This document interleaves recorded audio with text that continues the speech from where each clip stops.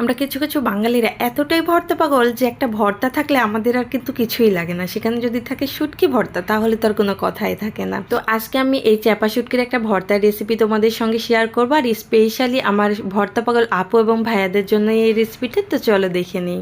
তো প্রথমে হচ্ছে চুলাতে একটা প্যান বসিয়ে দিয়ে এখানে বেশ খানিকটা পরিমাণ তেল দিয়ে দিচ্ছি।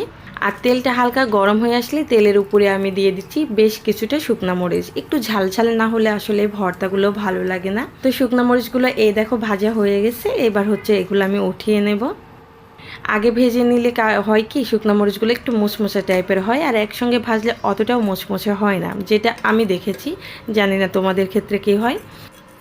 তো এখন হচ্ছে ওই তেলের মধ্যেই এই শুটকিগুলো দিয়ে দিলাম। এই শুটকিগুলো কিন্তু আমি গরম পানিতে 30 থেকে 40 মিনিটের মতো ভিজিয়ে রেখে খুব ভালো করে পরিষ্কার করে নিয়েছি। গরম পানিতে ভিজিয়ে না রাখলে কিন্তু এর গন্ধটা যেতে চায় না।